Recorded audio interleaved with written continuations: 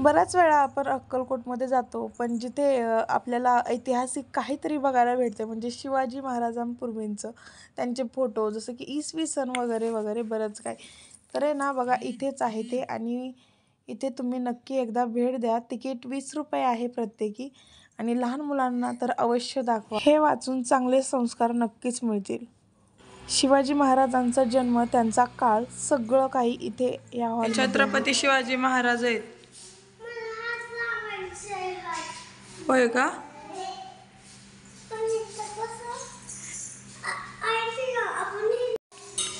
न भूलो न भविष्यती राजा शिवछत्रपती. शहाजी राजांशी विवाह करून जिजाऊ लक्ष्मीच्या पावलांनी भोसल्यांच्या घरी आल्या. निजामांच्या दरबारातील खंडागळ्यांच्या पिसाळलेल्या हत्तीला आवरण्यावरून भोसले आणि जाधवराव एकमेकांचे शत्रू बनले. सर्व मराठी जनता मृतप्राय जीवन जगत होती. हे बदलण्यासाठी जिजाऊंनी देवी दुर्गेची प्रार्थना केली.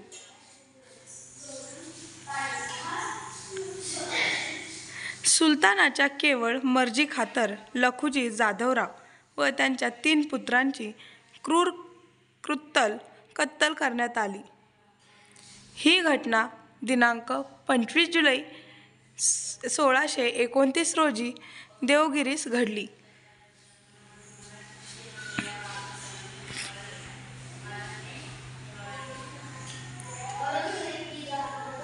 सव्वा 300 वर्षाच्या भयंकारी कालचक्रानंतर शिवाजी महाराजांच्या जन्माने शिवनेरीवर असा हा भाग्यांचा क्षण उगवला.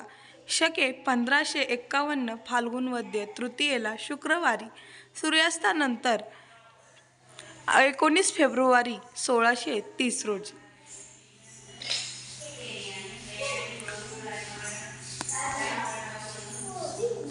बाल शिवाजी आपल्या सवंगड्यांसह युद्ध क्रीडेत असे रमून जात असत.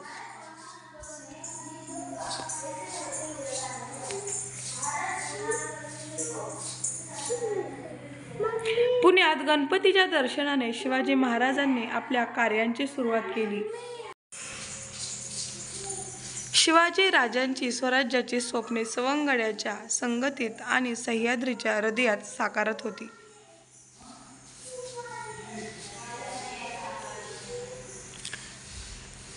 रांझाच्या बाबाजी भिकाजी गुजर पाटलाने एका स्त्रीवर बलात्कार केला तेव्हा महाराजांनी त्यांचे हात-पाय तोडून त्यांची पाटीलकी जप्त करण्याचा आदेश दिला. तो दिवस होता दिनांक 18 जानेवारी 1645 चा.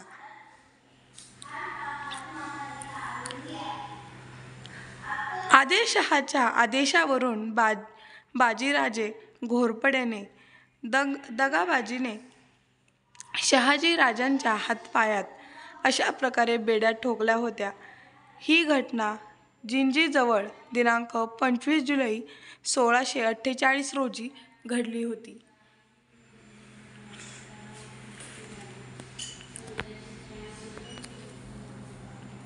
शहाजी राजांना फसवून केलेल्या अटकेनंतर सरदार फलखान अशा प्रकारे स्वराज्यावर चालून आला. तो दिवस होता जुलै अखेर इसवी सन 1648 चा. शिवाजी राजांनी आपले मामा संभाजीराव मोहितेंना अटक करून सुपा परगणा स्वराज्यात सामील केला.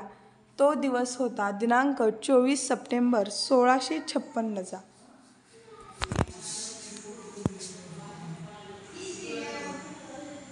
शिवाजी राजांना कैद करण्याचा अफझल खानाने विडा उचलला.